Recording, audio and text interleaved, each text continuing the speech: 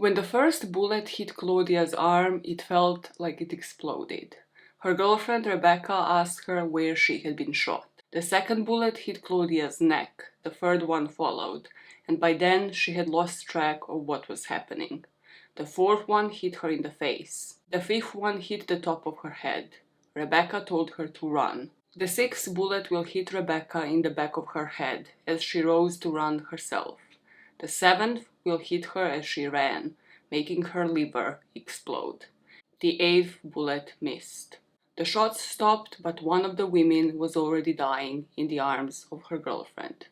This is the story of the murder of Rebecca Wight and the survival story of Claudia Brenner. Even just reading that intro got my voice shaky. You know you're in for a rough one, detective unit. Just a trigger warning off the top of the episode. This case is about homophobia.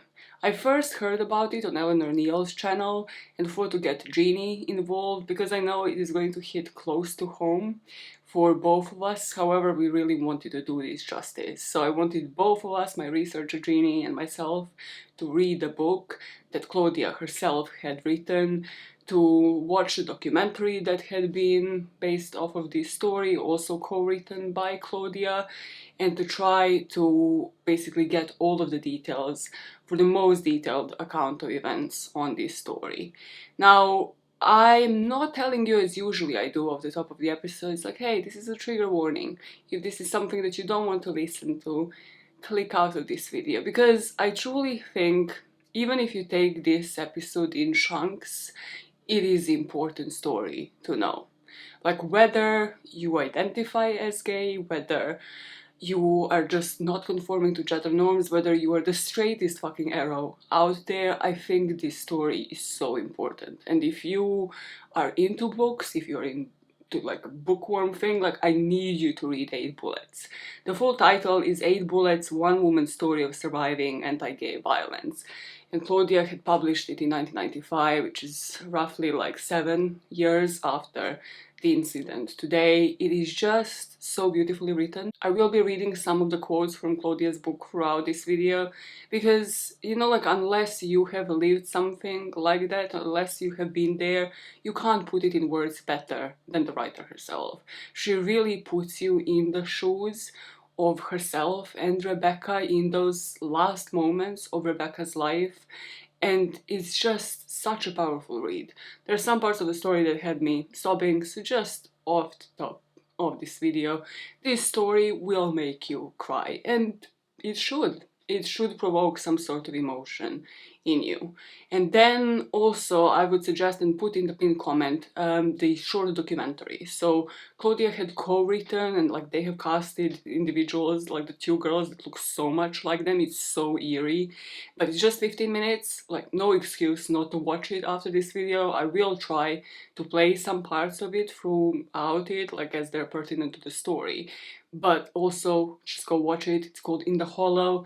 I will put the link in the pinned comment for you to just see it, digest it. Claudia is in it herself and it's just beautiful to watch it, like so many years later that this woman had survived her story and is now like walking down the Appalachian Trail, like walking down the same route, and just how much the whole thing moves her even after all this time. Those are the 2 main sources where Jeannie and myself had found the information: the book 8 Bullets, In the Hollow, and then like obviously some articles online as well, because we have to talk about the aftermath of the event and just like Claudia's activism and what she had done for the wider community. But speaking of the topic and how sensitive it is, also because this is the very last video that I'm recording for the channel, at least like in this batch. I start a new job in a week and it's for a company that I actually like, so would like to try and fight and stay there. I am like in my feels a lot, like the story hit close to home, and then obviously like just feeling like I'm saying goodbye to the channel like makes me feel all sorts of emotional. So just like that video between Chris and Kim, I was like, why don't I ring Jeannie up? Why don't I make somebody else cry while reading a book? So I did exactly that. What happened if you just called Taylor up and just say, what happened? How did this go so south? I rang Jeannie up, I said let's deliver one last time, and boy did she do it.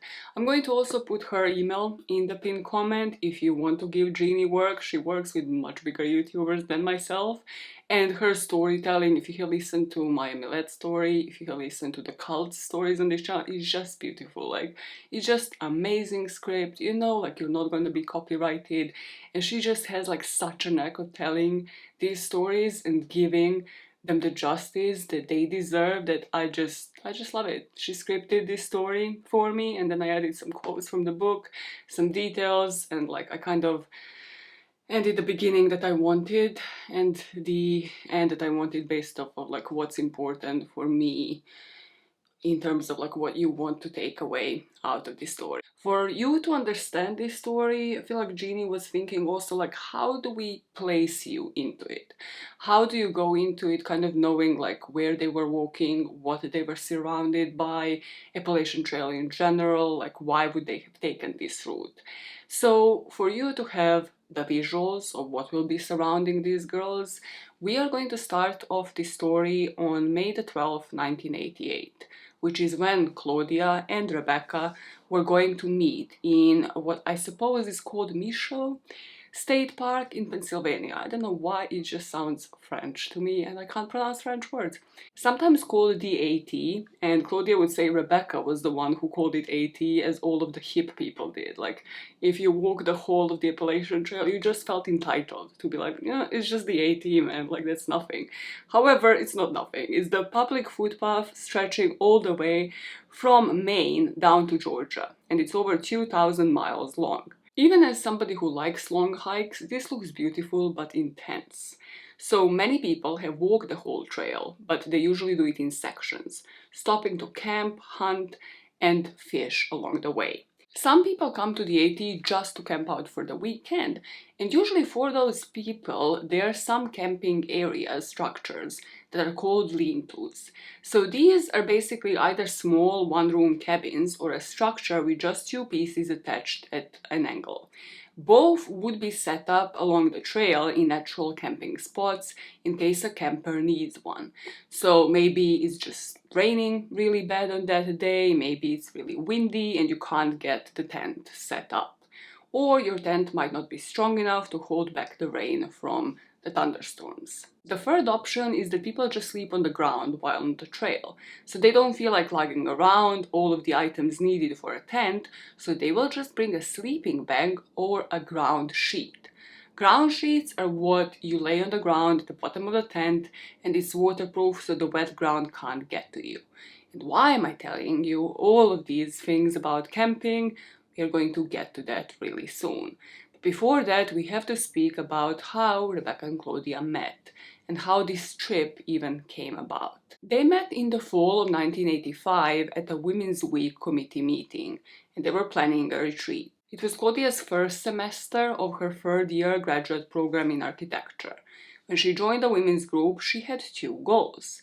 One was to make like-minded friends, and the other one was to meet women, in particular lesbians. She had moved there from Ithaca, New York, where she had been in a long-term committed relationship with a woman named Anne. Anne and Claudia tried non-monogamy and it didn't work. Still, she obviously felt a strong bond with her ex even after their breakup. So she is joining different communities, kind of looking out for a new girl. And being at a new school, she knew she needed to get out there and just meet people, hence the women's group where she's going to meet Rebecca.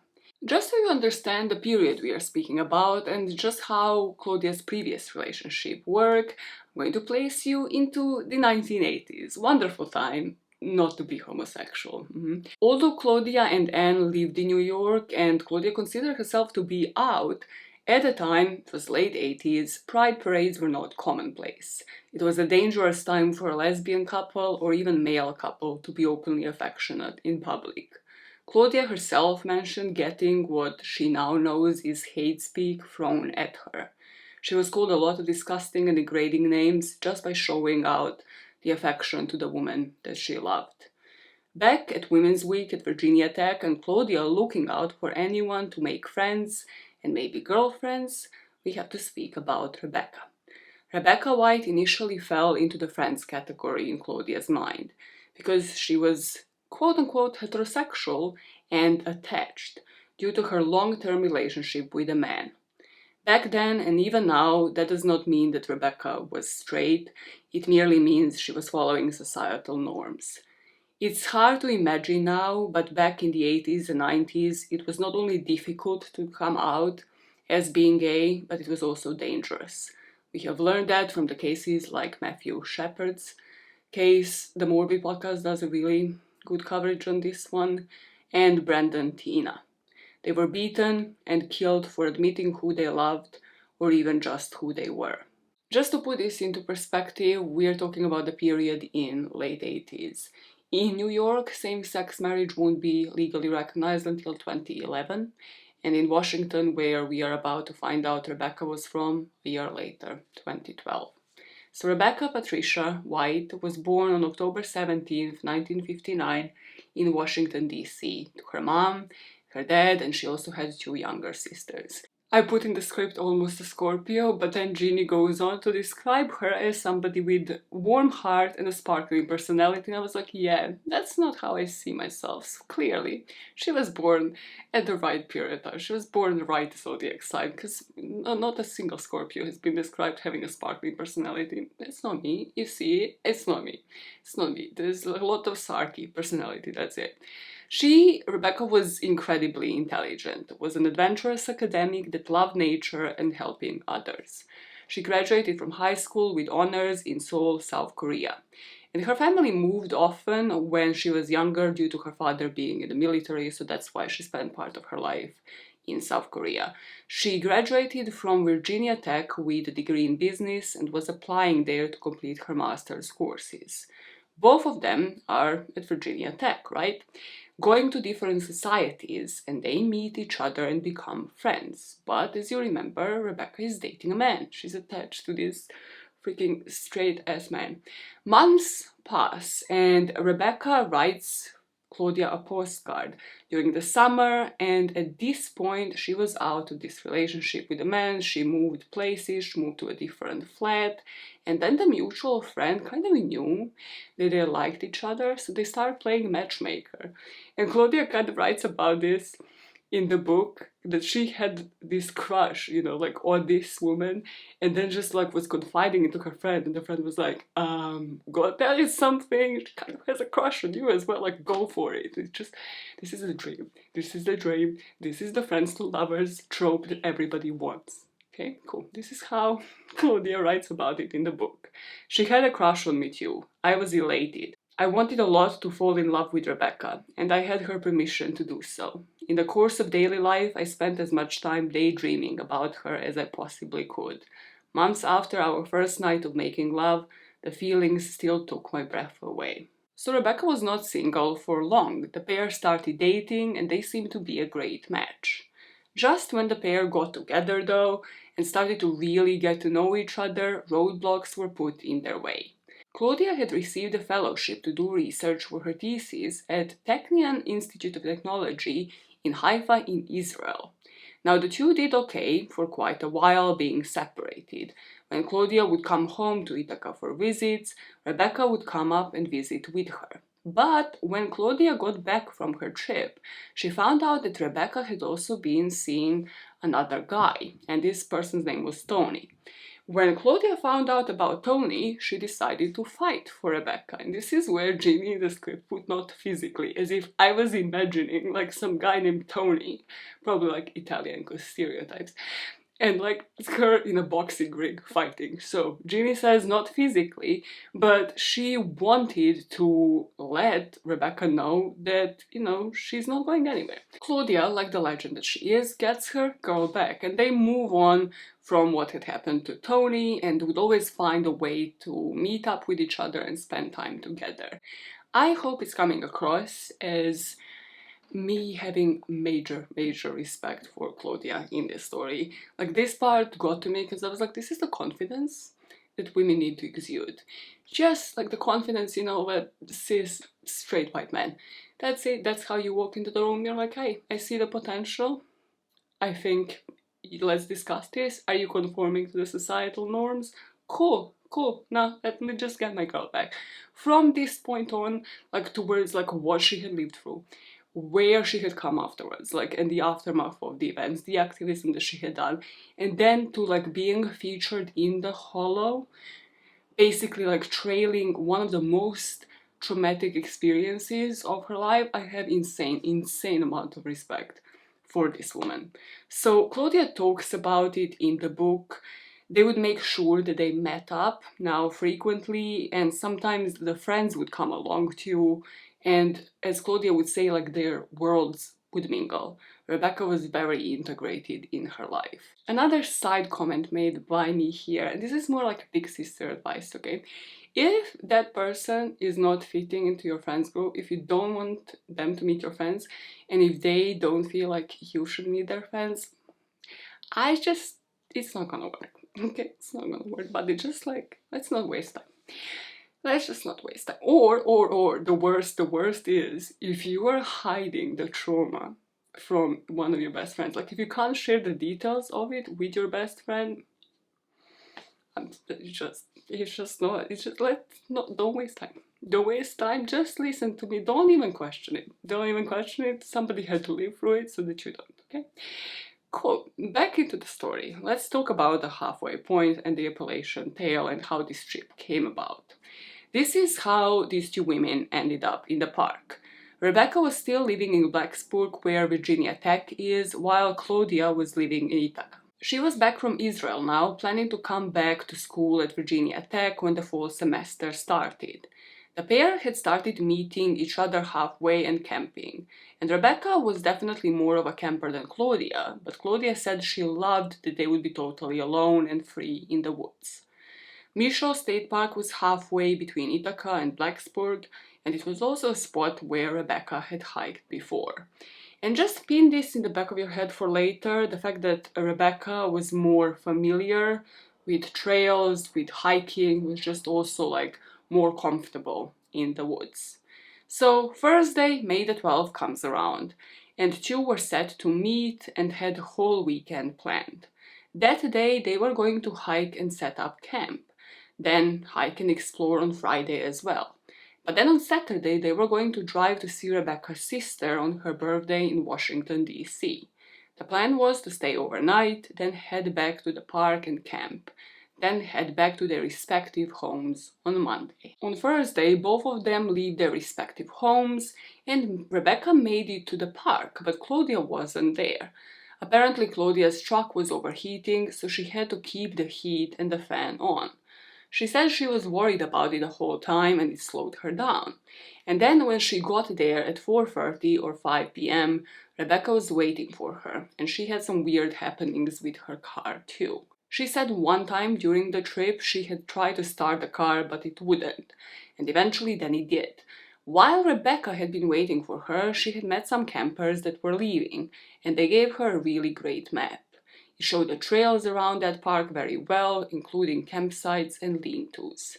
The two of them were happy to see each other, but also just couldn't show much affection outwardly because others were around, so they were very reserved. And this was very well portrayed in the documentary. If I can play this part, I will. Just it resonates with me today as well, like let alone in the 80s, just how careful you had to be as a gay person in public. You can never relax and just lean into being yourself when you're with your partner. When I met Rebecca, it was 1987. I was about 29. There's this way in which it's easy to idealize everything, almost make the relationship into the perfect relationship because it was taken from us. When we decided to meet in May of '88, she picked a place on the Appalachian Trail that she thought was equidistant for us to drive. And she had hiked a lot and saw the Appalachian Trail just as a fun place to hike for a day or two. The outdoors was where she felt safe and connected. And I think for lots of gay and lesbian people, women, that's been destroyed. Appalachian Trail should have been a safe haven for them. They took time to look at the map and decide which route they were going to hike. and where they were going to camp. Once they decided, they left Claudia's truck in the parking lot with a note on the dash saying they were on the AT and that they would be back. Sitting in Rebecca's car, they looked at the map and decided to go on the trail called Rocky Knob Trail, which was a loop around the park. They then took Rebecca's car to the beginning of the loop and partied there, and now they had a vehicle at each end of their journey. As it turns out, they parked Rebecca's car on a road called Dead Woman Hollow. It was named after a woman that died on the trail of a rattlesnake bite in the 19,000s.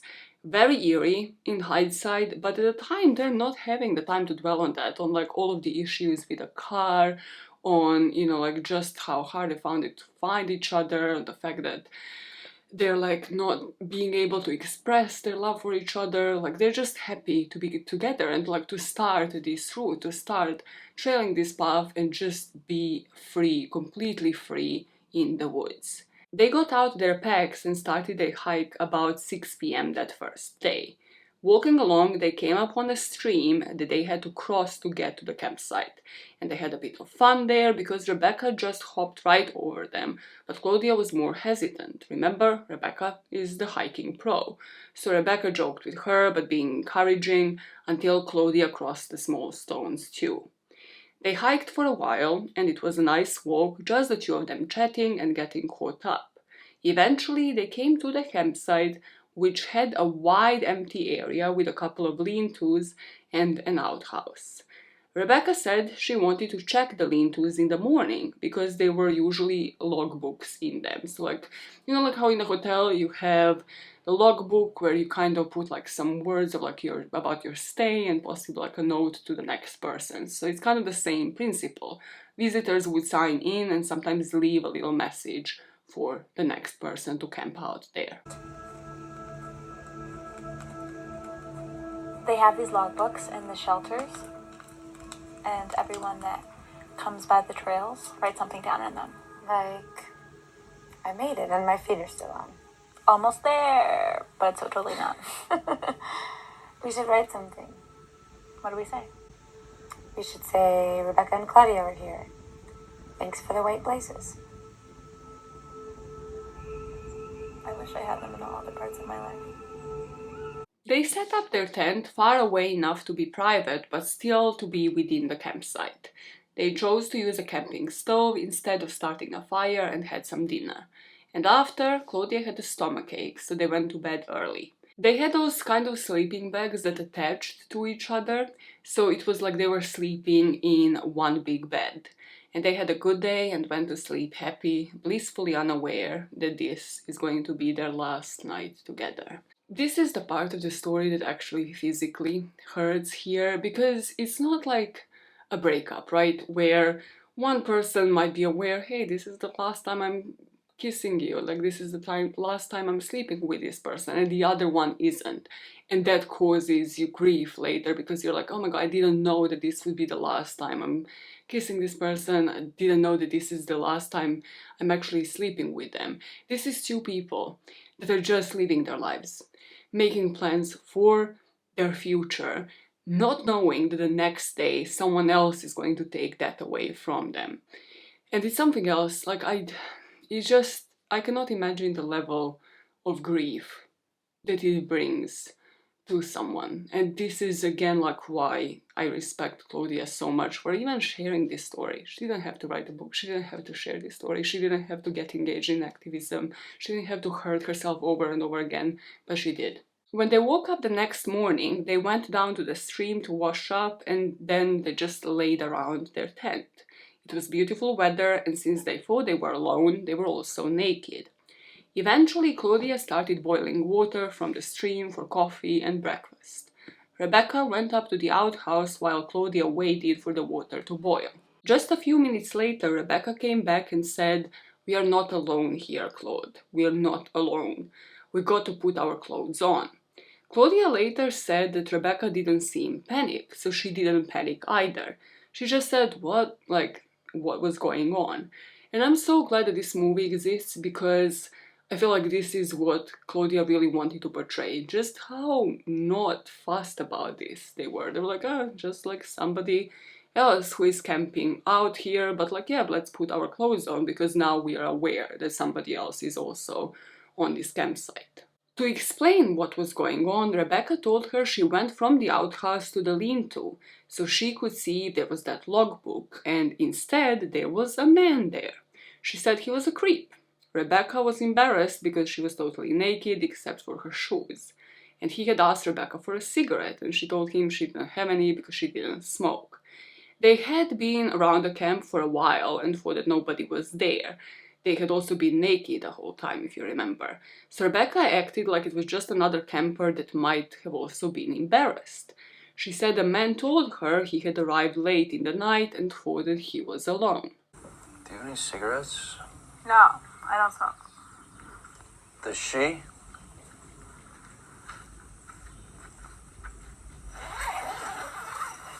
Hey, Claude? We're not the only ones here.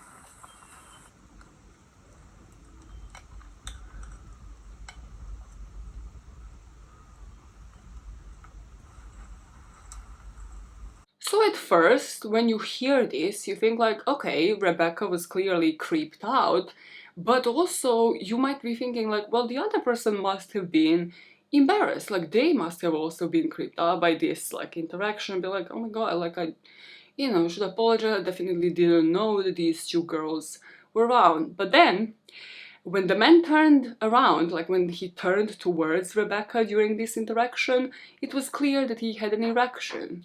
And the two talked about him having an erection. So Rebecca and Claudia are speaking about this because is it because he had seen two naked women, right? Like, this is just a freaking creep. They only talked about him a little as they got dressed. And to be clear here, there are sources online that are saying like they had seen him as a threat, they immediately got dressed and they left that campsite for their hike. But that is not the truth.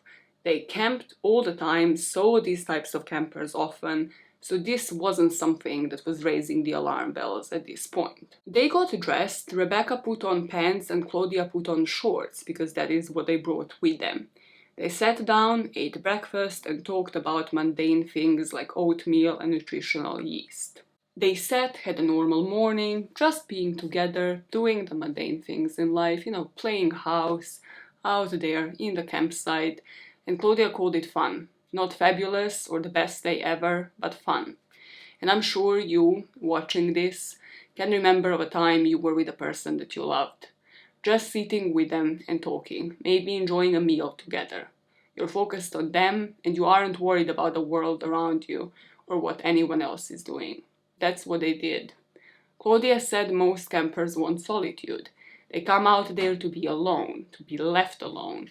And they were doing just that. They left him alone and went about their day. Eventually, they took out the map and decided where they were going to hike for the day. They were originally going to leave their tents and camp set up and just take day packs when they hiked that day. But they realized it was Friday and a lot of campers could decide to come out for the weekend. A group of kids, just anyone could. So instead, they decided to go ahead and pack up their tent and take everything with them, including the sleeping bags. Again, an insignificant decision at a time that will mean so much later in this story. They packed everything up as they weren't certain where they were going to camp for the night yet. There were a couple of places they were thinking of staying, but were going to decide when they got there. Before they left, they went down to the stream and washed up again and buried their leftover food. After their packs were ready, they headed out on the trail. While they walked by the man, who was just wearing grey sweatpants, Rebecca and Claudia each said, "See you later," and the man responded with "See you later" back to them. There was nothing strange or worrisome. It was like saying bye to any other camper. See ya. See ya. Something to note here, this is happening as they're passing one of the lean-tos, or at least that's how it's portrayed in the doc. And this will be the first time that Claudia now, right, because Rebecca had the interaction with him, this is the first time Claudia had seen his face, but had also heard his voice. The second time that Claudia is going to have a chance to both see his face and hear his voice will come soon after.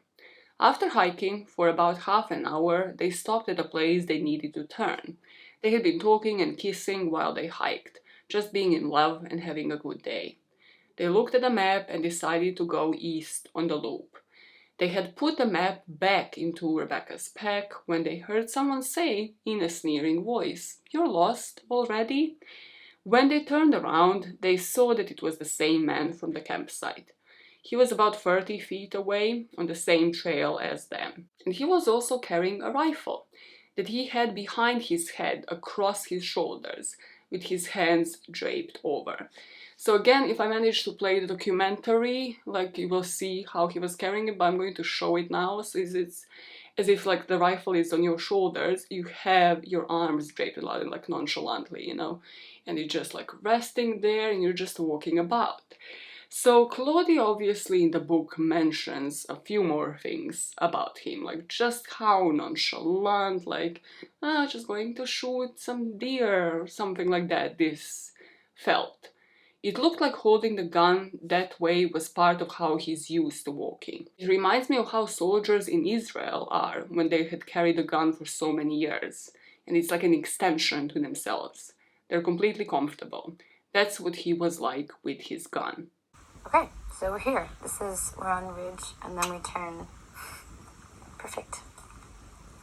You guys lost already? No?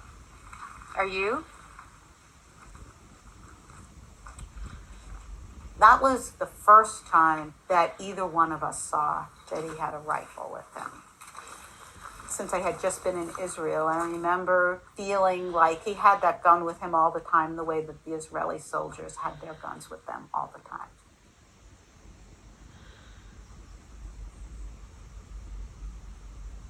Getting inside his head, not me. I just know that he later made statements about hating gay people. He must have thought that he was going to get away with it, and he didn't. In here, I think we should walk in here. Claudia said they were a little startled, but not so much. It was weird that he had caught up with them on the trail. When he asked if they were lost, Claudia just replied, "No, are you?" and they walked away. As they walked down the trail, they looked back several times, but didn't see the man. Even though they looked back, they never felt like they were being followed.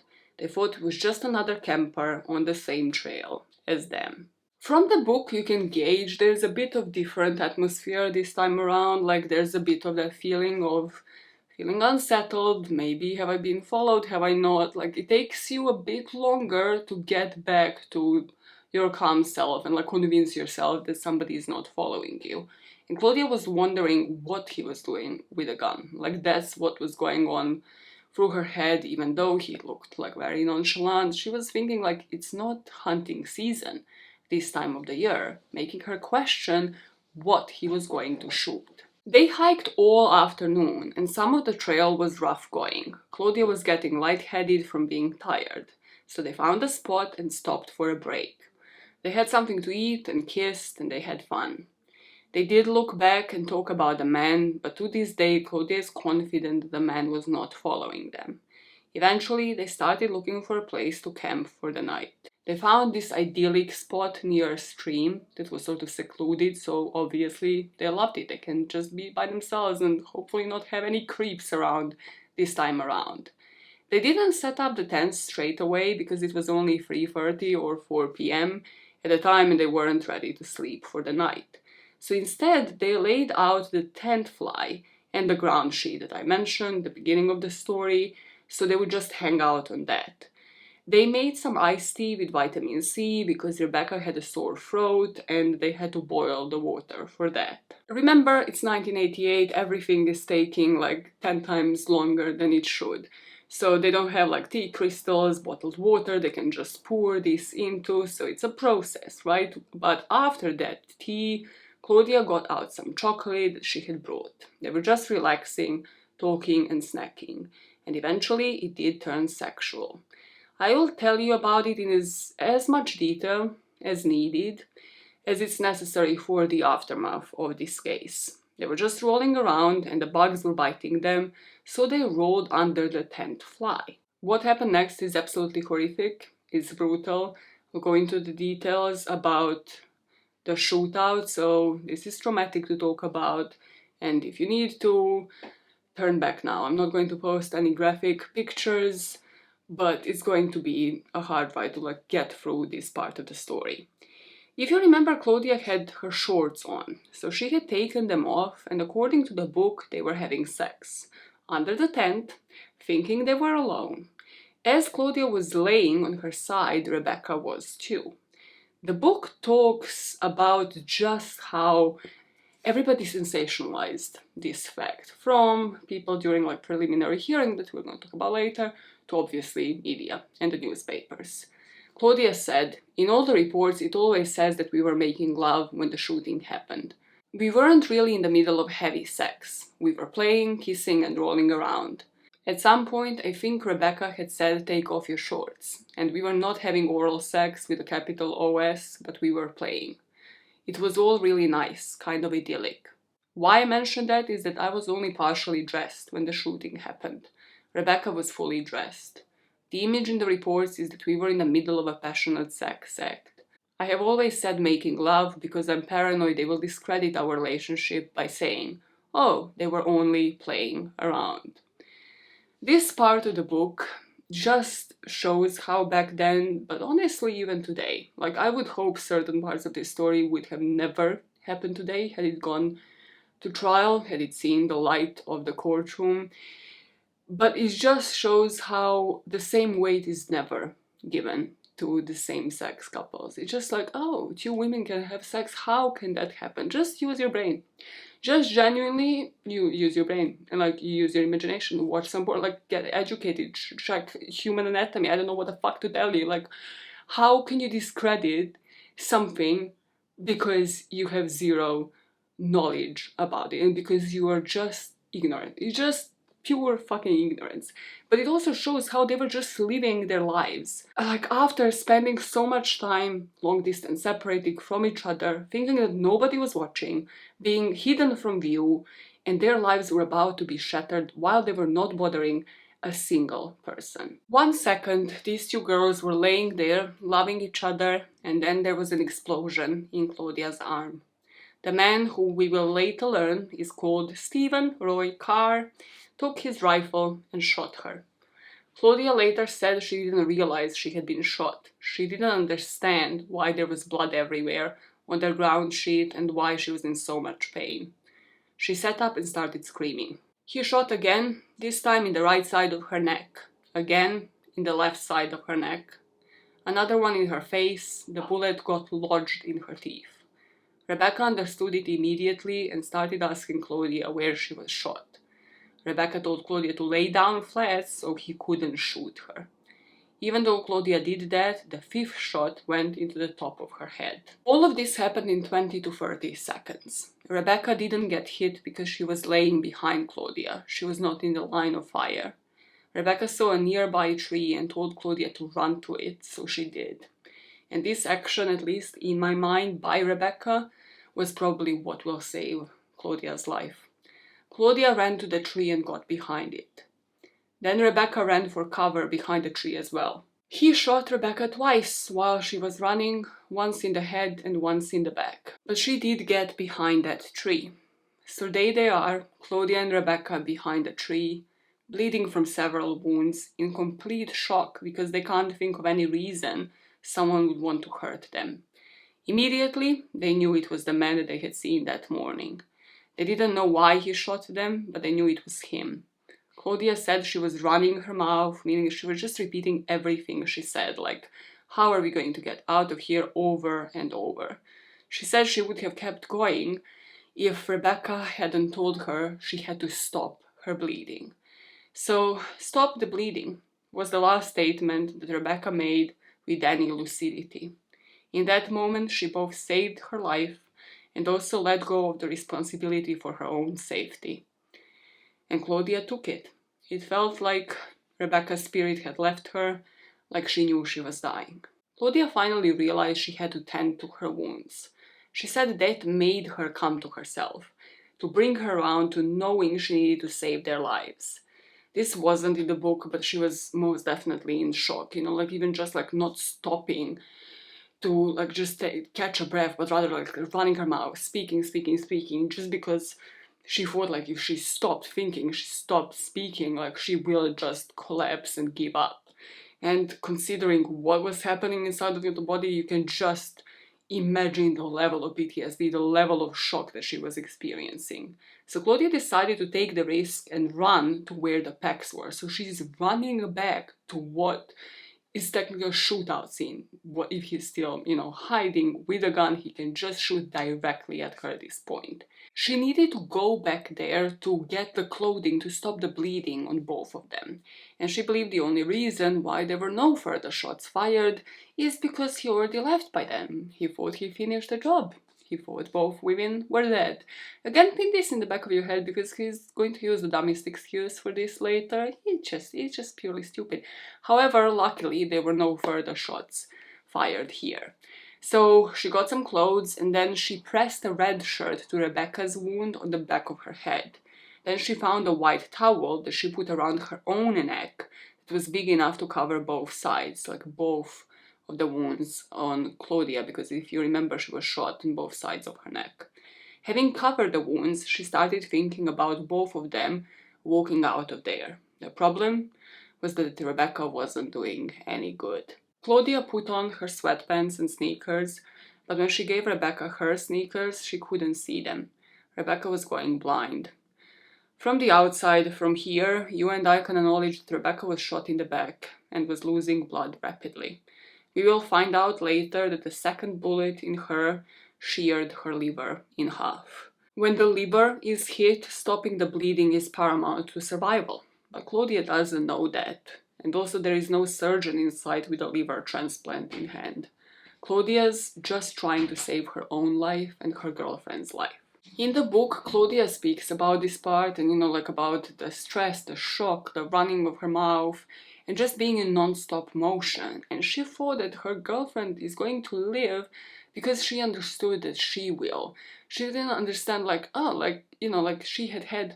Rebecca had had 2 shots to her, but they were in different places, like the vital organs had been shot because, again, of this whole frenzy, like you have no idea that the bullets are in different places, like what that actually means.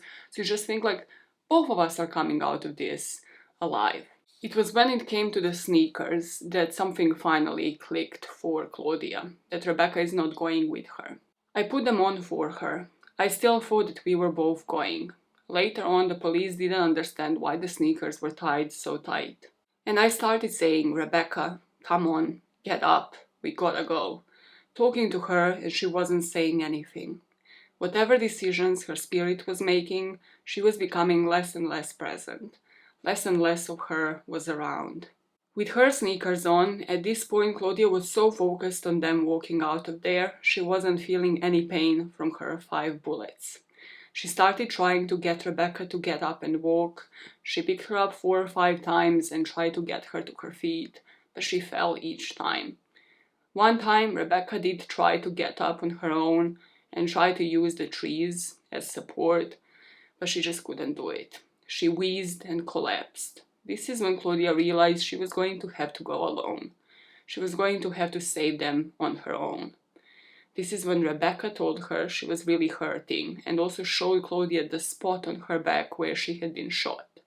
Claudia asked Rebecca if she wanted her to take the bullet out. She really didn't want to, obviously, and couldn't stand the thought of using the knife on her girlfriend, but she would have done it if Rebecca had asked. But Rebecca said no, she didn't want her to. Later, the doctors would tell Claudia that if Rebecca had been shot to the liver, even on the operating table, they still couldn't have saved her. It was a fatal shot. This next point in the story I can never go through without crying. So, for you to even understand a single word out of it, I'm just going to pre-cry and then read it out to you. Leaving Rebecca behind and going for help was the hardest thing Claudia ever had to do. She says nothing has ever been harder. The whole time they were stopping the bleeding, getting dressed and ready to leave, in her head it was they were leaving. The idea of her leaving was just not in her head at all, and it wasn't in her heart. Claudia got her wallet to take with her because she thought she'd need the money. Then she found a map and a flashlight that Anne had loaned her. It was hard to realize that I had to leave her, that I had to go for help. It was the hardest thing I ever did in my life, especially this. We were going to get out of there, and all of a sudden, I had to go. End quote. And then remember how I told you when they were leaving the camping site in the morning, they packed everything, including the sleeping bags? The last thing that Claudia did before leaving Rebecca behind was she went for the sleeping bags and she covered her with them. And she did this because she thought even when the police finds her, at least she won't be cold and that Rebecca will be alive when she was found. There were very quickly more shots. I'm pretty sure that the two on the sides of my neck were the next two. The fourth one was the one that hit me in the cheek. When Rebecca got hit, she got hit once in the back of the head, and then she was hit once in the back, in the lower back. And the last thing that I did before I left was get her sleeping bag and put it on top of her because I was afraid she would be cold. Then Claudia put on her sweatshirt because she might be cold and her t-shirt was covered in blood. By the time that Claudia was ready to go, Rebecca had lost the ability to speak. She couldn't talk anymore. She said goodbye to Rebecca, she told her she was going for help, but there was nothing romantic about it. Claudia knew they were both bleeding to death. The entire walk for help, she said her spirit kept telling her to keep walking, and she really just wanted to go back to Rebecca. I didn't think about it at the time, but I didn't get to say goodbye. I was pretty panicked. I felt badly about that. I know it's okay and she knows that I said goodbye, but I feel guilty. Right before I got to the main trail, I felt myself pulled back. I thought I want to go back. I was physically pulled. It was hard, I couldn't have gone back. I never would have left again. That's the feeling I have. I would have died. I wouldn't have gone for help. I couldn't have bared leaving her again. When she got to the main trail, she turned left. The thought that he was somewhere in these woods while she went for help stayed in her mind. She thought of staying close to the road because he wouldn't want to be seen, which among many things is why Claudia is such a fucking hero.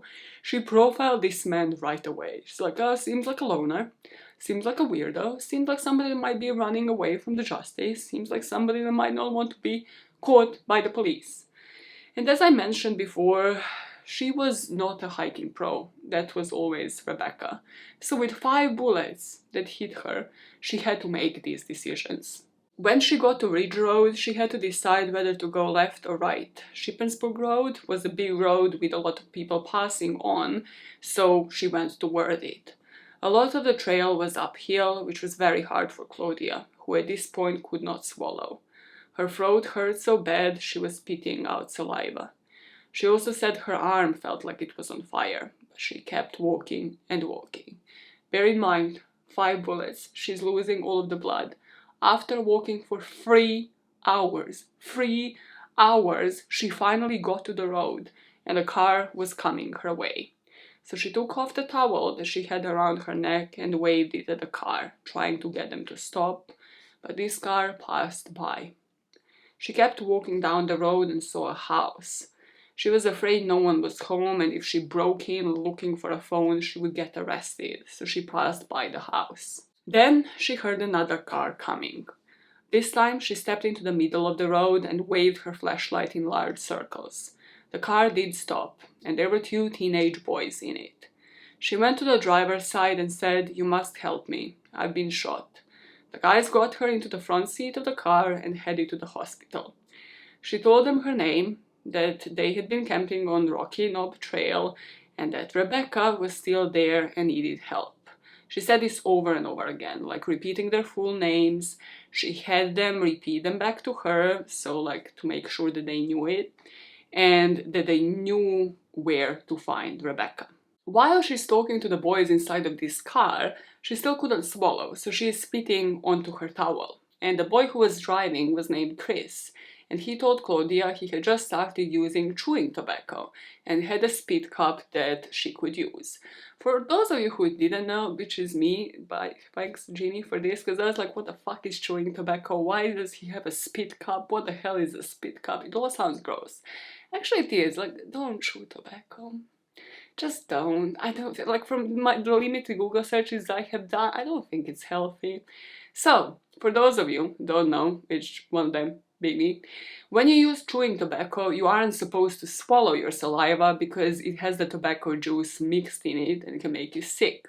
So you have to carry around a spit cup. Chris told Claudia several times she could use his spit cup and it didn't have much spit in it because he had just started using it. And Claudia said she thought it was incredibly nice of this teenage boy to offer this to her. She doesn't remember if she used it or not, she was just like completely out of it, but she remembers this detail just because of like how it was a random act of kindness in this moment for her. And I shit on men. Yeah, a man passing by, like you just heard it, yeah, why? Small dick energy. I shit on men on this channel a lot, but Chris here just gets the hero bell. Like, these boys who stopped for Claudia both do. I don't know if they stopped purely because she was in the middle of the road and they thought they were gonna kill, like, did they stop because they were actually like out of the goodness of their heart? Did they stop because they were going to tell somebody about this like story one day? However, I hope they have lived just nothing but amazing of a life. Wherever the fuck they are, I hope there was just no downs whatsoever. It was just uphill for them. It was blissful lives ever because they saved this woman's life. So they would get Claudia to the very small police department in Shippensburg. She gave them the information about the shooting and, more importantly, that Rebecca was still in the woods and needed help. In the book she mentions how at the police station she takes her ID and a map to tell them where Rebecca was. It was important to her that they knew their names for their families to be alerted, but also without the map, who knows if they would have found her girlfriend. She gave them the exact location, how far from the path, and that they will find her covered by the blue sleeping bag. They got an ambulance for Claudia and organized a search for Rebecca. The ambulance took her to Chambersburg Hospital, and they did try to treat her, but they didn't have a trauma center. So she was transferred by hospital to Hershey Medical Center, which was the closest hospital with a trauma unit. And Claudia didn't understand any of this because she thought she was just getting stitched up and she was going to join the search for Rebecca. But every transfer took her further and further away from her. The only good thing about the helicopter ride to Hershey was that the nurse gave her a suction tube. You know, like the ones that the dentist puts into your mouth, so there was no more spitting. She used the suction tube for many days while she recovered. When she arrived at the hospital, she said after just trying to survive and like tend to her own injuries for 6 hours, it was just weird, it was just mind-blowing when like everybody else was rushing to treat her. The doctors explained that the injury to her arm was not too bad. It was what they called a through and through injury, meaning the bullet went right through the arm. She was lucky that it didn't affect any of her fingers, so she could still move them. It was shocking for her to finally realize she had been shot in the face, essentially the mouth, because she had been walking for hours, spitting out blood and heartbeats, which she found out were her teeth. Then she finds out she was shot twice in the neck, and she really hadn't accepted this fact yet. Claudia was taken into surgery, and the holes in her tongue, neck, arm, and face had to be stitched closed. They removed bullet fragments from her mouth that had been stopped just an inch before her spine. If her 2 back molars had not been there, one bullet would have destroyed her 3rd vertebrae, and the other would have hit her spinal column. So her teeth literally saved her spine from a .22 caliber bullet. And I think it was upon hearing all of these details about her own injuries that it sort of like dawned on Claudia that her girlfriend might not have made it. Claudia told the hospital staff that if they found Rebecca deceased, she didn't want to hear that from a stranger. So her ex-girlfriend, Anne, and her current girlfriend Gina made their trip from Ithaca, New York to Hershey, Pennsylvania. This was like a 4-hour trip just to deliver the news. When Claudia woke up from the surgery, the first person she saw was Anne. Her room was full of her friends, the family that she had created of her own. Her first words were to ask Anne had the searchers found Rebecca, and Anne told her that Rebecca had been found, but she had died. Rebecca's body was found that same night at 11:40 p.m. The map that Claudia gave them led the searchers directly to her. But unfortunately, Rebecca had already passed away by the time that they got to her. During Claudia's recovery, her room was always full of people. When someone needed to take a break, like somebody would always stay with Claudia because she said she couldn't be alone. She was terrified that whoever this man was, obviously she didn't know his name by this point, was going to come to the hospital and finish what he started. She was scared of every man that worked there. If she needed an x-ray, a friend wore a protective x-ray apron so they could stay with her. When she was able to have a shower, someone had to come into the room with her. She never, ever felt safe enough to be alone. Even after they caught Stephen, and for many months after she left the hospital, she would still feel this need. If you were to actually listen to me and go buy the book, this PTSD part, she goes into quite detailed descriptions, so I will just summarize this part, but it might be triggering to some. If you have ever gone through trauma where you're then paranoid, is this person going to come and finish the job? But she also talks about just how much toll it takes on everybody else. She talks about, for example, her ex-girlfriend Anne, who was taking care of her in the hospital, how her ankles would swell because of how much standing she was doing, just standing to Claudia. How she couldn't eat food for the longest time, so I think she says her mom or somebody suggested hey, baby food, let's just treat it as if you were a child and your teeth hadn't grown completely, and that this helped her so much. Somebody literally just went and bought a bunch of baby food, little bottles, and this is what she was eating, because she genuinely thought I might not live, I cannot take down anything, everything hurts, throat, teeth, I can't use any of it for days and weeks to come. And this helped her get some nutrients into her system. She just speaks how her friends and family provided her with the safety that she needed because of an act by someone who just couldn't stand other people having what he could not. When in the hospital, after all of these surgeries, with all of the PTSD, Claudia helped the police by giving details of the shooting and helping create a sketch of the shooter. Let's have a procedural slut corner, okay? If you have watched Criminal Minds, SVU, NCIS, all of it, this is for you. This one is for you. There were 2 parts of this book where I was this is my time to shine. This feeds a part of me that I never knew I needed fed. And this is the sketch part, okay? So, as a procedural slut, I love this part of the book so much, right? If you remember, Claudia saw Stephen Roy Clark twice. In passing, and heard his voice twice. So she played out those 2 scenarios in her head. Unknown man walking toward them down the sloping trail and then looking over her shoulder, watching him walk away, when he had the rifle just on his shoulders. And the features started lining up. With the sketch artist now in her hospital room and them asking her the right questions, she started remembering things like defining features. Did the man have a limp? And she said, no, the creep didn't have a fucking limp. Then she started seeing lines, a fuzzy vision. An image started becoming crystal clear. His face, she would say Rebecca had drawn the face of the murderer in her head for her. This guy, right, the sketch artist, would bring sketches of body parts to choose from. So, for example, I could not commit crimes, look at my fucking nose, somebody would recognize that motherfucking muzzle from far away, right?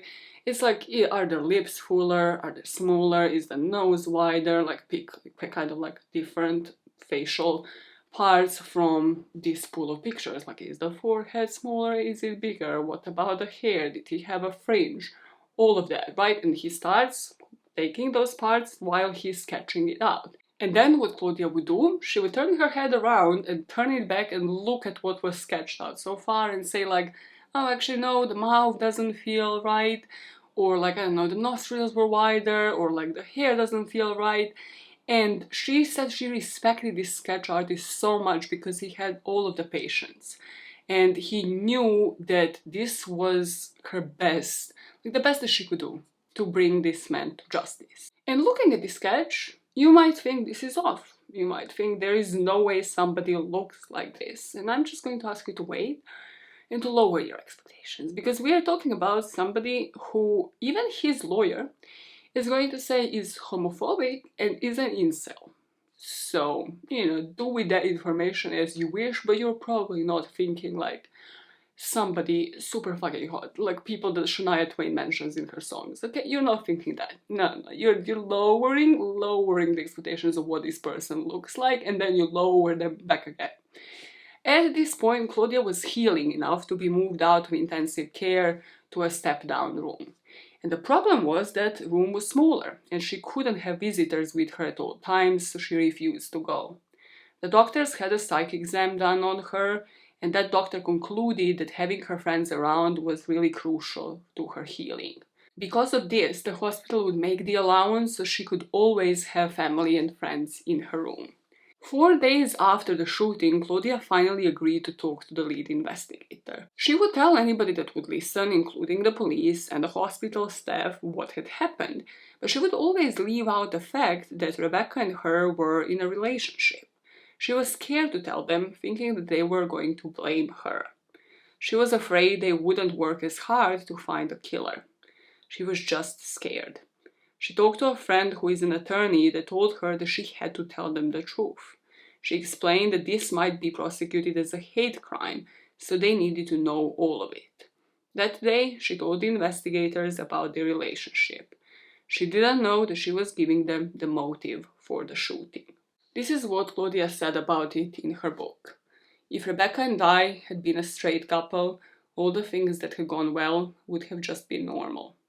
Gratitude for what others take for granted is a commentary on the oppressiveness of homophobia. Meanwhile, as the police is looped in on the motivations, the searches are happening, and law enforcement found a spot where Stephen had been when he shot the girls.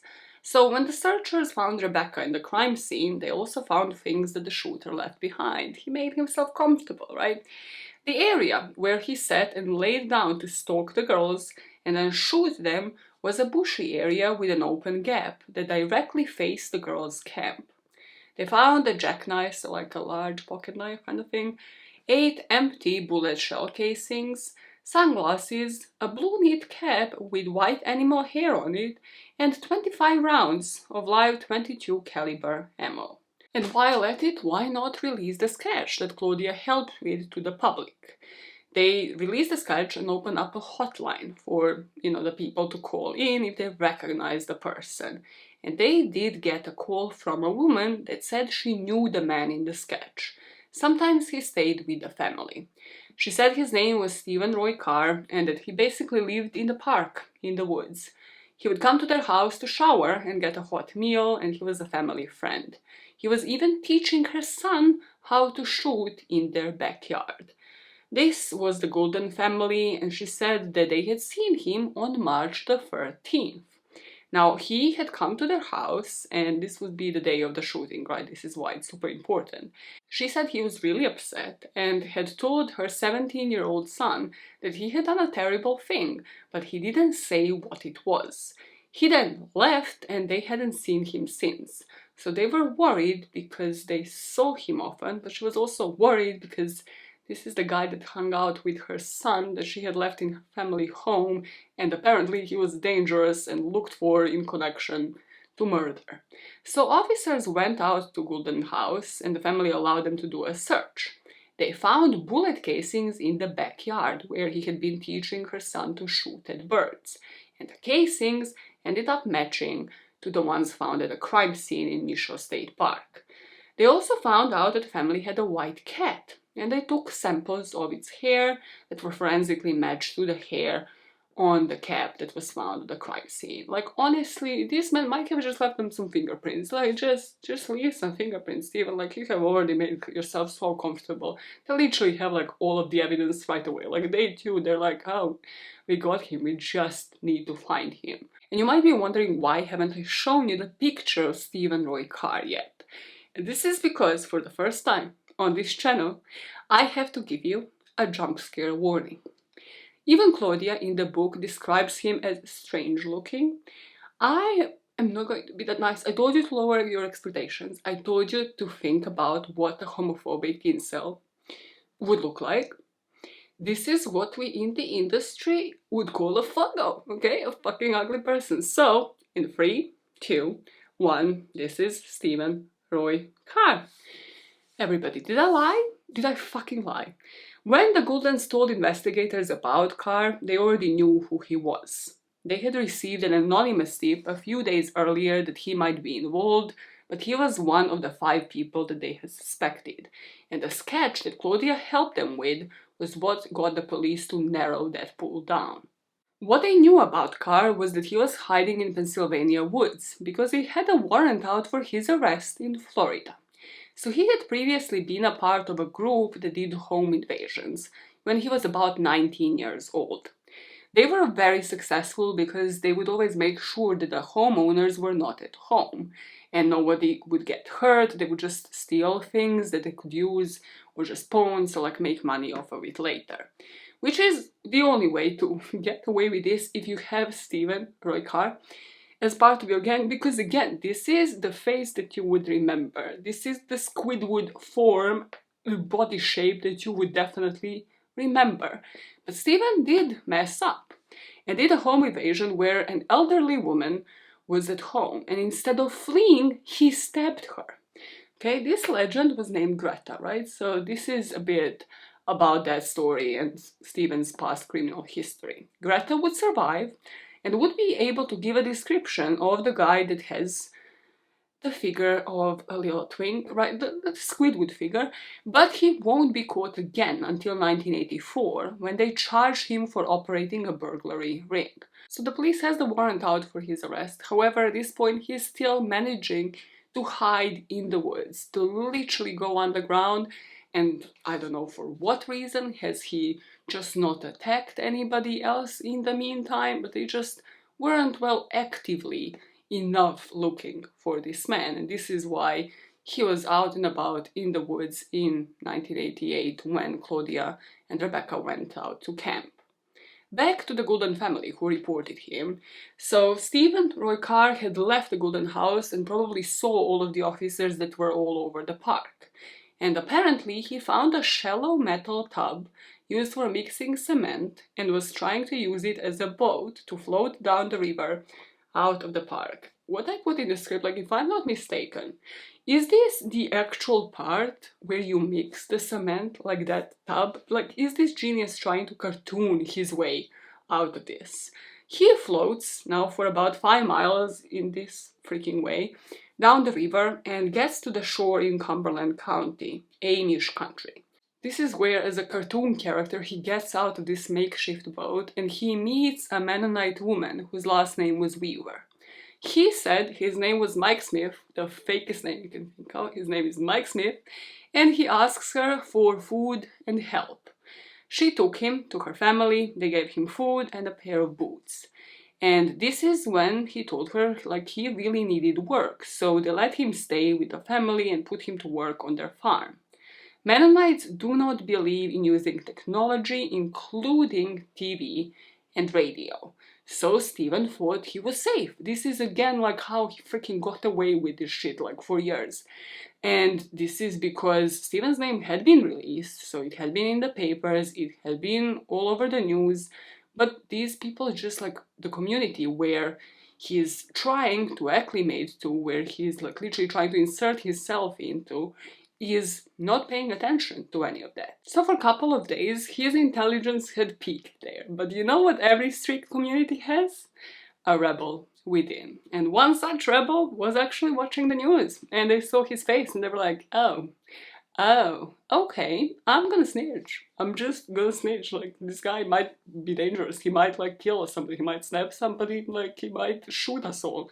So he goes to the police and says there is a Mike Smith, the new guy this staying with the Weaver family.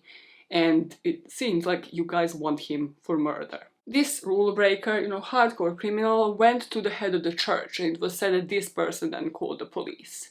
This resulted in 24 state police officers and members of SWAT organizing a roadblock around the Weaver farm. They did this because they never found Steven's gun, and they didn't want a shootout with the family caught in the middle. A car happened to approach the roadblock, and this would be Weaver's oldest son. So the police explained the situation, and the son told them that Steven was at that moment getting ready to move a load of cows over to his farm. As you remember, he's volunteering here to do some work. So this was perfect for the officers. The officers would have missed Steven completely because he wasn't coming to that Weaver house on that day. He was going to the oldest son's house. So 2 straight troopers and the lead investigator quickly went over to the elder Weaver farm. They got in place, hiding inside the milk house. Like, this is so just epic. So one person is in the milk house, one is behind the farmhouse, and the other one is in the garage. And they waited for Steven and the youngest Weaver son to show up with the cows. Just before he got there, 2 of the SWAT members finally showed up and also, like, hid in the garage. So they even had, like, a couple backup people because they don't know if this man is, like, armed and dangerous, and clearly he is not scared to just shoot at anybody. When they arrived, the oldest Weaver that was standing near the house just calls to his younger brother to, like, come over, so that Steven is just left in the clear by himself. The police waited until Steven was out in the open near the pasture, and then Danny Beaver, the lead investigator, came out of the milk house and told him to put his hands up. He was under arrest. Steven froze, but he went with them calmly. We go into the interrogation room, and the police did one very interesting thing here. In the beginning, they only talked to him about the home invasions in Florida, and this put Steven at ease because he thought, like, oh, they have no idea what I have done. They have no idea, like, about, Claudia and Rebecca, because also he left that spot thinking that he had killed both of them, and probably thought, like, they haven't even been found. They also only arrested him on the fugitive warrant until they could get more evidence in the shooting.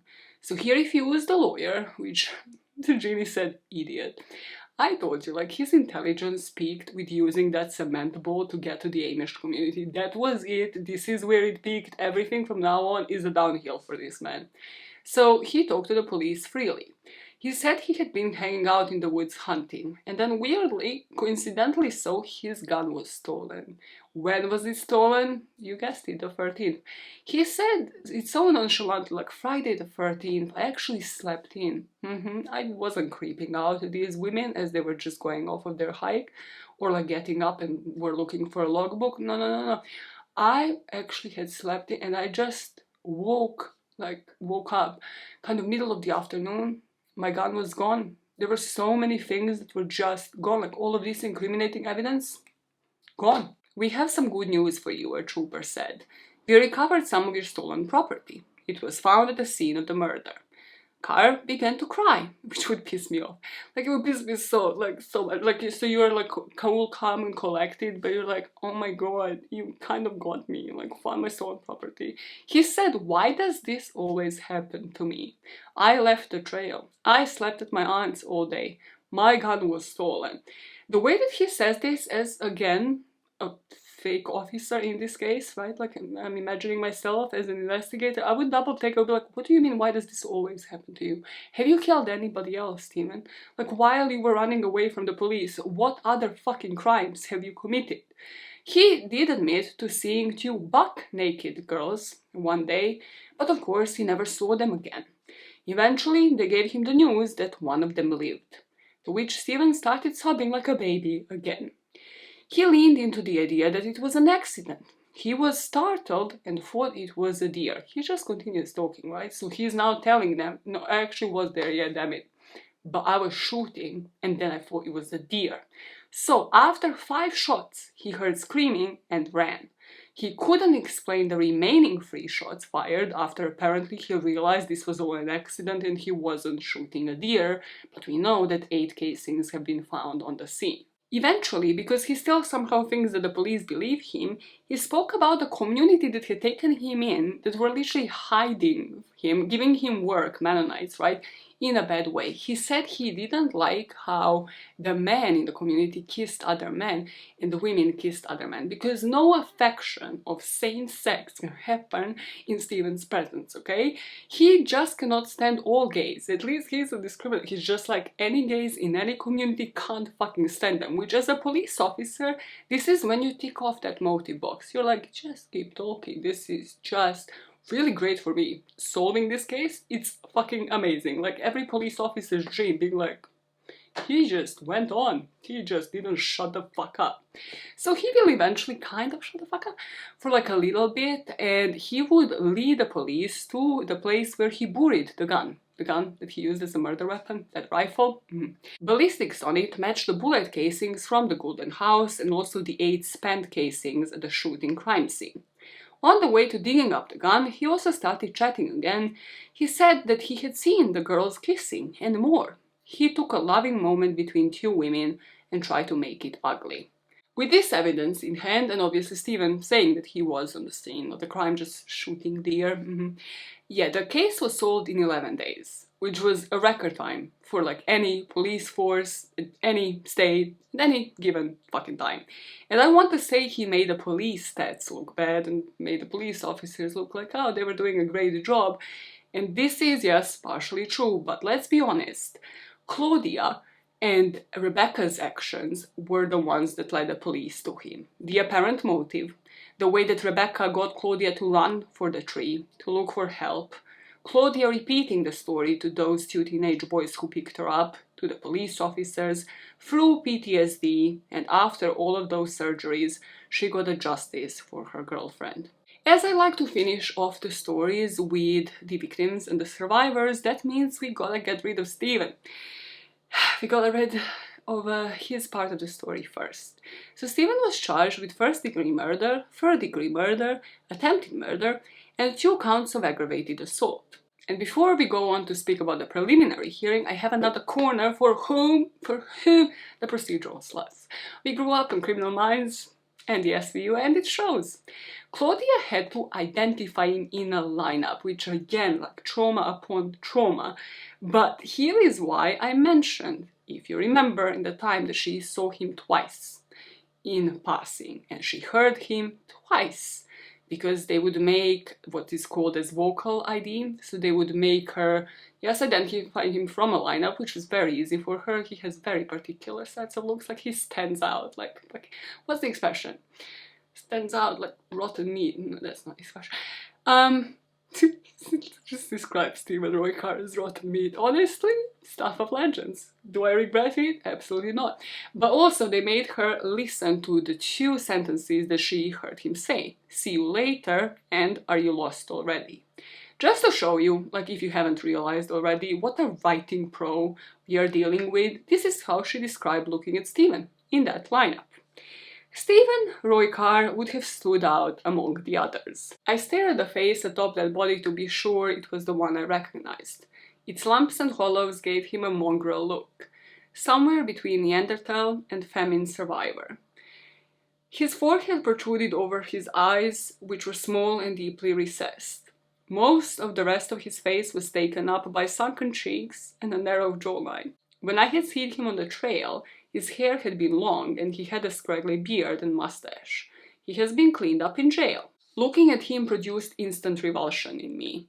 I barely needed the time they gave me, nor the instructions to have each person turn to profile position. I pointed him out immediately and my words were noted in the record. Claudia was obviously a great witness because she had identified Stephen correctly, both when it came to, the physical appearance and also the vocal ID, and she also kind of paints the picture when she was listening in particular to those lines of she was trying to figure out which one of them is faking it, is one of them trying a higher pitch, is one of them just trying to really not sound like themselves. But she obviously identified Stephen Roy Carr. And as we have gone through all of the emotions during this video, this next part is the most blood-boiling. It is the one that I have taken most quotes from the book just to give it justice, because a month later there was a preliminary hearing, and his defense started saying that he saw the girls being naked, so sexual and intimate, and this is what had triggered Stephen Roy Carr to then take his gun and hunt these girls down. He said he had homophobia. He had homophobia, as if it's fucking COVID, as if it's a disease. He did not like seeing two women together as a man and woman should be. It disgusted him, but also made him jealous because he had no sex life or romantic life, so it was all very triggering.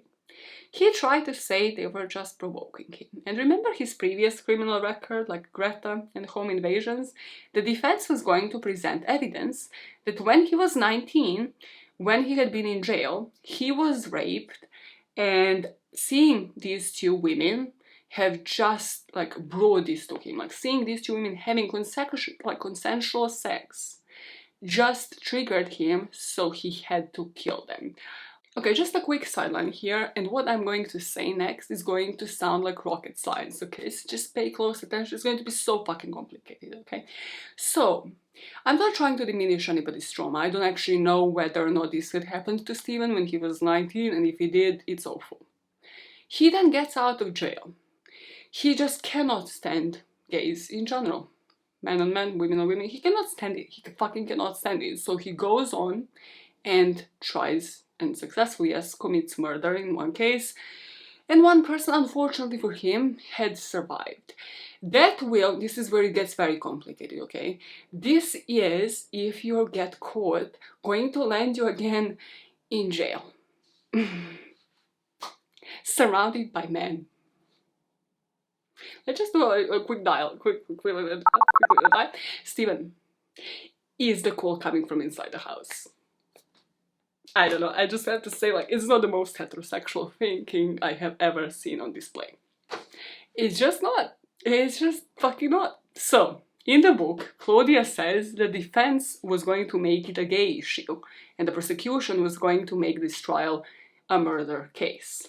His defense couldn't use anything else. Like, they couldn't rely on insanity because he was very much sane. He, refused to have a lawyer present, so he had fessed up to everything to the police. Once they told him Claudia lived and their belongings were found on the scene, he knew what he had done. He did not laugh or say that the devil was giving him the instructions. He fit legal and psychological definitions of sanity. I found some info on the defense lawyer because I looked him up after reading so much nasty things that come in this preliminary hearing, and thinking of it, right, I was like, there are people that study law. There must be something in those motherfucking books other than saying, like, my client has homophobia. There must be. I don't know, if it's not insanity, there must exist something, some fucking defense for you to present to the court instead of saying, like, oh, he's just like a homophobic incel. So the DA who prosecuted the case said that the defense lawyer using a gay epidemic defense was a ruse. It was a ruse to slander the victims, but he also defended the defense's lawyer actions in retrospect, noting that he had a duty to use every tactic that he thought could benefit his client. But this would be this man's downfall. Carr's lawyer was called Michael George. different person. He was not defended by George Michael, okay? Michael George, and it was his downfall because in 2015, Michael George decided to run for a seat on the Supreme Court of Pennsylvania as a Republican. And during this campaign, obviously, the past of like him aggressively defending a homophobe, was an issue. So he didn't get imagine this man at the Supreme Court. Like, I'm sorry, but that just doesn't make sense. Like, I just found that interesting. I don't know if he volunteered to take Carr's case, or like, was he just assigned to him? But if you defend homophobic people, like, it will eventually come out. Might not look as great for your career, like, as you might think it does at that moment in time. Because at this point in our timeline, we are stuck with, again, Michael George not the other way around. We are stuck with him, and he is all about presenting how his client was provoked. Claudia is going to have to be made to say exactly what they were doing. So this is again directly from the book. We were involved in a relationship together, so we were affectionate together. There was talking, there was laughing, there was kissing, there was playfulness, there was making love, there was sexual activity, and it was very enjoyable. There was sun shining and a stream beside the campsite. It was as if any couple was enjoying an afternoon together by a stream. The defense then proceeded to poke at every single time that the two of them were affectionate with each other, as if to justify this man's actions. Was Rebecca naked during this time? Was she naked while speaking to my client, right? Even after they thought someone was watching, they still proceeded to stay in that area and eat breakfast. Like, how fucking dare they? How dare they not to suspect that somebody just wants to kill them out of nowhere? This was done so that the defense can use it to say, see, he had homophobia. He was provoked. He was triggered. Then we come to the part that I hope would not happen in the courtroom today. Michael George asked Claudia, were they feeling each other? Feeling? Claudia asked. With hands, yes. Not to any great extent at that point. Were you aware that my client was in the area at that point? I believed him to be minding his own business in his lean-to, a good distance away. Could you or could you not see him? I could not see him. You left some 2 hours later, is that correct? Several hours, yes. He then goes on to ask Claudia to define oral sex. Like, are you dumb? Or just blatantly saying lesbian sex is not real sex. Because have you ever heard of a trial where somebody's asking a woman, or a man for that matter, to define a blowjob? Silence? Deafening silence? Yeah. Did you put on a show for my client? Reveal body parts for my client? She said a definite no, and at no point during the day did they intentionally tease his client. His defense was also poking at her memory, like, did you see the pictures of Stephen Carr before the lineup? And Claudia did, in the papers, so she did say that. During the cross-examination, she also said that she was sure it was Stephen Carr. She provided a sketch. She also identified him in a lineup. There was just the overwhelming evidence of him being at the murder scene, so there was just no doubt. And at this point, this preliminary hearing is going well. Defense didn't have a leg to stand on. There was no way anyone will buy that he was shooting a deer and that this was just anything but a hate crime. But what Claudia puts in the book is that, the further away this preliminary hearing was going, it made Rebecca feel more dead. With every event that happened, the media coverage, the lineup, the hearing, meeting Mr. Wight, Rebecca's dad, for the first time, and if I remember right, Rebecca's dad didn't know that his daughter was gay, so this is when he found out after the incident and after his daughter's death. Rebecca kept getting more and more dead. Every verb in the sentence is something that Claudia stumbled on. Rebecca lives, lived, we see, saw each other often, we were lovers, it was painful. Then, while the preliminary hearing was happening, with me just telling you that they had asked the victim to define oral sex, how do you think at the end of the 80s the reporting of the story looked? Well, when Ithaca Journal printed a story under a title, "Women Teased Me, Mountain Man Testifies," he is referred to Mountain Man in so many articles online, which I don't know what to say about it. I don't even think it's a cool moniker. I just think it's just gross. Everything about it is gross. But in this article, the words sex, sex acts, lesbian and taunted were used referring to Claudia as Rebecca's Ithaca lover. Claudia was obviously pissed upon reading this. Stephen hasn't testified. They haven't teased him. And in heterosexual relationship, the partner is never referred to as a lover. Sexuality in a straight relationship is a non-issue. Yet, in her case, it was. Claudia started advocating from this moment on. She called every dyke, every organization remotely supporting the community, organizing a protest. She will not participate in this particular protest because still, you know, the preliminary hearing was going on. She knew it would look bad. But what this led to is at least the way that crime was portrayed in the papers had changed. Before we continue with some more on Claudia's activism and what she had done in the aftermath, we come to the time after the preliminary hearing. So the DA was thinking what legal moves were necessary here. They wanted to cut off the homophobia panic defense possibility for the trial, in this case was to reach the trial. So her lawyers, Claudia's lawyers, decide to file a motion that would prevent the defense from introducing evidence of her relationship with Rebecca. What this meant is that his lawyer can't say that Stephen was provoked. Of course, what this would mean is the only defense that Stephen had had so far, the having of homophobia, right, was off the table. What else is he gonna use? He can't just suddenly become insane. Like, he is definitely sane and saying like he was provoked. So his lawyer and him were dragging their feet. They delayed the process because Stephen said he was abused in jail, but also now he was saying he's abused as a child, which again, I'm not trying to undermine this, but it's suspiciously only being mentioned at this point. How he had been abused as a kid, both physically and sexually. He said his whole life women made fun of him. So the sight of lesbian lovemaking was enough to cause him to be homicidal. The lawyer actually said, like in front of a fucking judge, that it could cause anyone to be homicidal. I don't know, personally it brightens my day. Just for the record, the sight of lesbian love, personally it brightens my fucking day. It wouldn't make anybody homicidal. Like, what? It would just make me like pick up a gun. Like, what else? What else? It's just like a sunny day. He's like, actually, I'm going for my fucking gun. Fuck this. Fuck happiness. They dragged their feet, and the judge didn't make a ruling on the defense's motion for over a month. A month later, and now before the judge, his lawyer made one last-ditch attempt. Now, he was saying that the defense was prepared to present testimony that Stephen Carr had been sexually abused as he was growing up by a neighbor of his. They were willing to present evidence that Stephen has been sexually abused by a male in the prison system down in Florida.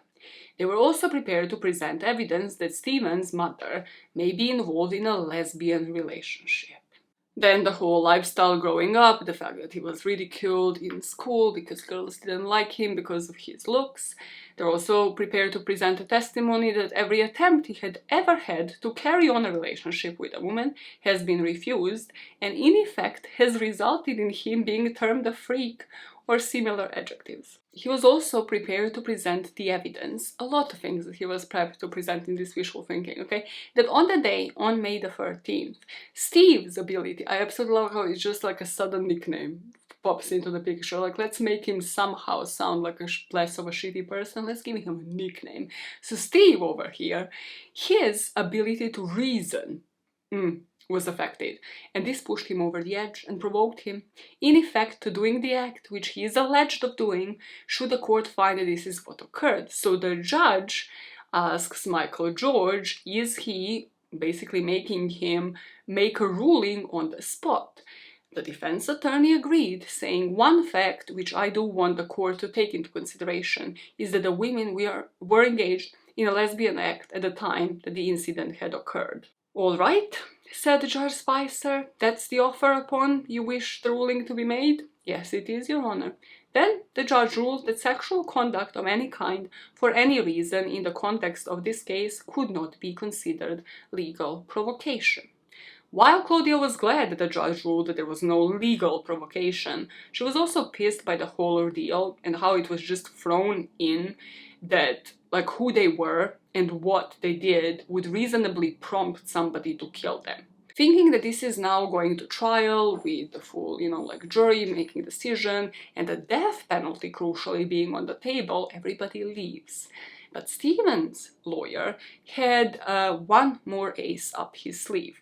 The DA would give Claudia the breakdown. Stephen will accept life with no parole if the death penalty was off the table, and if they were not to pursue the other charges, meaning the shots that were fired to Claudia and like the injuries that he had caused her. Again, Stephen, why don't you want to die? I don't know. Again, you're in prison surrounded by men. It sounds gay. It sounds fucking gay. So the reason for the dismissal of the other charges was clear. It meant he did not plead guilty to the charges relating to Claudia, only to the murder of her girlfriend. Still unclear why did he just not want to die. It's weird how he sobs when his life is on the line, but has absolutely no fucking remorse for anybody else. As Claudia was debating this, she's also thinking how the jury might be more prone to the death penalty and less prone to lesbianism. And I just can't imagine even facing these topics. Like, do I go to trial and again be berated, asked to explain how lesbians have sex, or do I let everything he did to me slide? The judge will refuse to allow evidence of Carr's psychosexual history, ruling it irrelevant. He also disallowed the introduction of Claudia's and Rebecca's relationship in court, thus forcing the defense to cut the deal and accept a sentence of life without parole. Stephen Roy Carr would be sentenced on May the 17th, 1988. He was sentenced to life in prison without the possibility of parole. He has appealed and, he obviously appealed his sentence, which is standard. Appeals are always filed, but his was denied. I will let Claudia's words finish the saga on Stephen. There's one more jump scare warning here, because there's another picture of him. I think this is a mugshot. I don't actually have an idea, because he's definitely older. They don't have picture day in prison, do they? Where they're just oh, pose for a selfie. I don't think that's a thing, but there are apparently 2 pictures out there of Stephen Roy Carr, and yeah, this second one is as unfortunate, if not worse, because he is aging in this one. So, the way that Claudia sees this, and the life without the possibility of parole, is that as long as there was going to be full, permanent restriction on Carr's access to society, she cared little about his daily existence. She was also told that life without parole carries low status among the inmate population, which probably meant that in prison he's not going to be popular. The sentence also meant he was going to be forgotten by the Department of Corrections and rot in jail. Death row inmates, on the other hand, sometimes attract right-leaning vigilante groups or left-leaning activists, and the case stays in the public eye, whereas I could not find anything recent. Researching on Stephen's life just in general was a pain, but you cannot find shit since he was in jail. I don't know if he's alive or dead, nor do I actually care. Claudia says, my thinking about the death penalty as court proceedings approached was nothing like the intellectualizing about it I had done in the past. My knowledge of how biased the system is against the poor or people of color. Stephen Roy Carr's life was worthless. As I walked down the Ithaca Commons, if I could have made the magical substitution of Carr's life for Rebecca's, I would have done it in an instant. Since Rebecca's death, Claudia got her master's degree in architecture. She started her own company named Claudia Brenner Design, and according to the Washington Post interview that she did in 1995, which is again when she published her book, so she was talking about it as well, I think, if I'm not mistaken, it mentions that she was cradling her son. Again, I don't have many more details on this, but at least at the time she was also based in Ithaca. What I want to end this story with is what she had done for the community. For Stephen Carr, their lesbianism was a provocation. The judge in the case did not allow the introduction of the women's relationship in court, meaning that during the actual trial, his homophobia would not have been treated as a hate crime. This was what forced the defense to cut a deal and accept a sentence of life in prison without possibility of parole for Carr. The experience made Claudia sympathetic to other victims of anti-gay violence who often choose not to report the crime.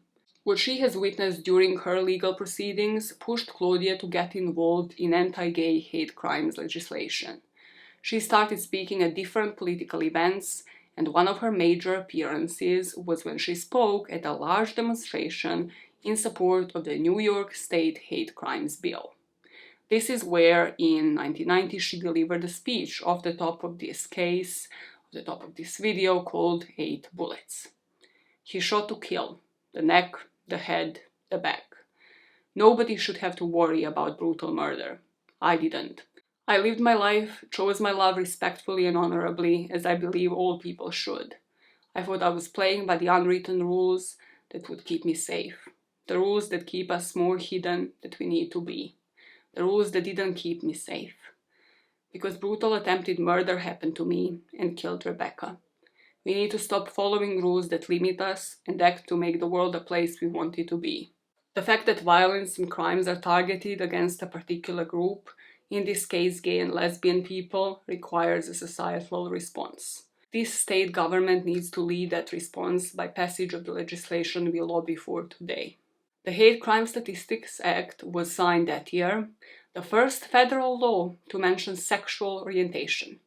What this meant is that the Attorney General from now on would have to collect data about crimes that manifest evidence of prejudice based on race, religion, sexual orientation, and ethnicity. This applied to both the perpetrators and the victims of hate crime.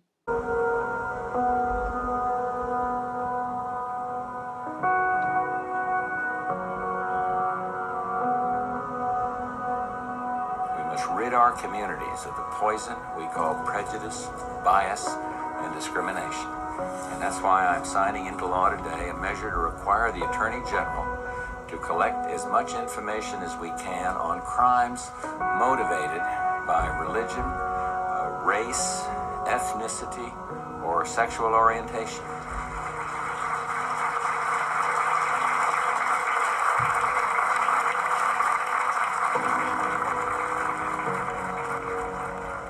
To Claudia, reading this book, the other identifiers are the key too. Speaking of her lobbying, she said, "To be affectionate with another woman is to be in danger. To be with another woman is to be in danger. To be without a man is to be in danger. To be like a man is to be in danger. Any bending of gender norms is a threat. Women and men straying from the designated sex roles are threatened back into them. Anti-gay violence is not limited to gay people." To end this story, we go back to the beginning, right back to Claudia and Rebecca. Because Claudia is Jewish, she set Shiva for Rebecca. Shiva is 7 days of mourning for the ones that you have lost. It's time for reflection on who the person was to you and who they were to the world. We sometimes forget that those we lose had an effect on the world around them too. All these years later, in the documentary, Claudia spoke how she was in the hospital when the memorial service for Rebecca happened. And while trailing this route for the first time since the shooting, she spoke about just how moving she found going back to the place where her partner lost her life. It feels kind of special, like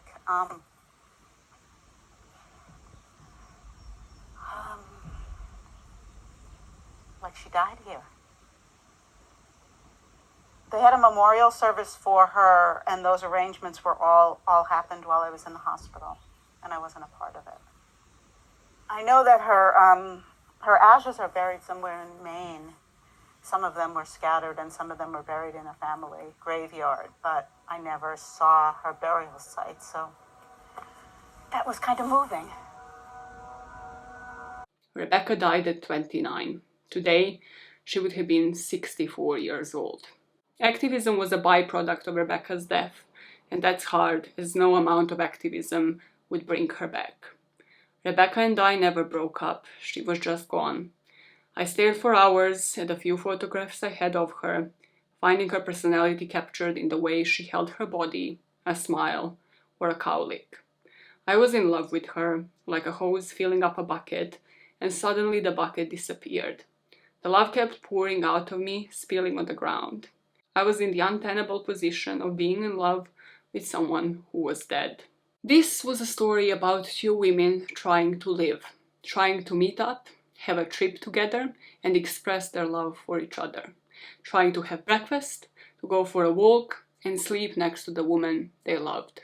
To honor women like Rebecca Wight, if you see a representation of anyone just living their life bending the gender norms, acknowledge it. Whether it's with a smile, a form of approval, or an advocacy act. To honor survivors like Claudia Brenner, empower others in your life to question their beliefs and biases. In doing so, we can rid the world of people like Stephen Roy Carr and make it a safer place for people like Claudia Brenner and Rebecca Wight.